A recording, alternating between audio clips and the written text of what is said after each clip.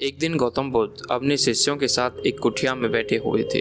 तो उन शिष्यों की इच्छा हुई आज एक प्रश्न गौतम बुद्ध जी से पूछने की कि हे प्रभु, हमें मोक्ष की प्राप्ति कैसे हो सकती है, आप हमें इसका तरीका बताइए। गौतम बुद्ध जी ने अपने शिष्यों की तरफ देखा और मंद थोड़ा सा मुस्कुराए। उन्होंने अपने शिष्यों से कहा, चलो मैं तुम्हें आज एक कहानी सुनाता हूँ, उसे ध्यानपूर्वक सुनिए। एक जल्लाद था जिसने कि अपने कार्यकाल में न जाने कितने लोगों को फांसी पर चढ़ाया था। जब वह रिटायर हुआ तो उसने जंगल में जाकर अपनी एक कुटिया बनाकर वहां वह रहने लगा। लेकिन वहां वह रहता तो था, लेकिन उसको उसके विचार उसे रहने नहीं देते थे, क्योंकि उसके मन में हमेशा यही विचार चलते रहते थे कि उसने न जाने कितने लोगों की जान ली है। उनकी हाय और बद्दुआएं उसे हर टाइम सताती रहती थी। रोज की तरह एक दिन वह खाने की तैयारी कर रहा था और खाना खाने ही बैठने वाला था, तभी उसके गेट के खटखटाने की आवाज उसे सुनाई पड़ती है। वह गेट की तरफ गया और उसने जब गेट खोला तो उसे एक भिक्षुक दिखाई दिए।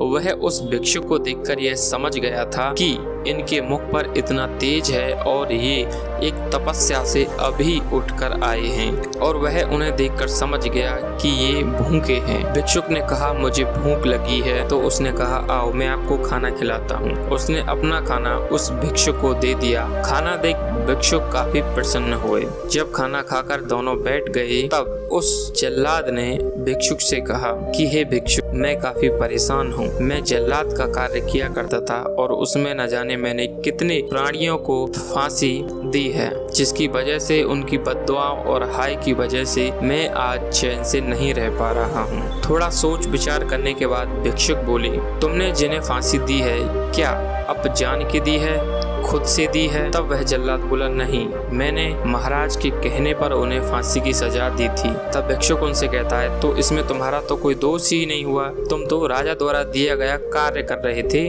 उसमें तुम्हारा कोई दोष नहीं है।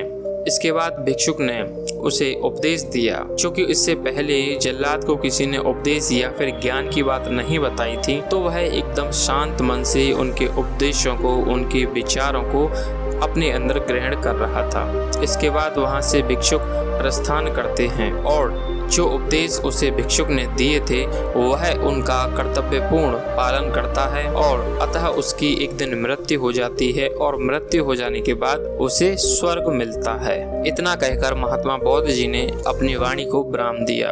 अब इस कहानी को सुनने के बाद सभी विद्यार्थियों में वार्तालाप चालू हो गया और उनमें से एक विद्यार्थी ने हिम्मत जुटाते हुए महात्मा बुद्ध जी से कहा, हे भगवान, उसने अपने जीवन में न जाने कितने व्यक्तियों को मारा है और फिर भी उसे स्वर्ग कैसे मिल गया? तब महात्मा बुद्ध जी बोले कि उस जल्लाद ने भिक्षुक की बात को पूरी शांत मन से सुना था और उसके द्वारा दिए गए उपदेश का पूरी निष्ठा से पालन किया था, जिस वजह से उसको ज्ञान की प्राप्ति हुई और ज्ञान की प्राप्ति से ही मोक्ष प्राप्त होता है। तो दोस्तों, इस कहानी के माध्यम से गौतम बुद्ध जी हमें समझाना चाहते हैं कि हमें अपने कर्तव्यों का पालन बिना किसी दुर्भाव और पूरी ईमानदारी के साथ करना चाहिए और सदैव अपने मन को शांत रखना चाहिए, क्योंकि शांत मन से ही उपदेश सुनने से ज्ञान की प्राप्ति होती है, जो हमें मोक्ष की ओर ले जाता है। बुद्ध जी यही कहना चाहते थे कि आत्मज्ञान से ही मोक्ष की प्राप्ति संभव है।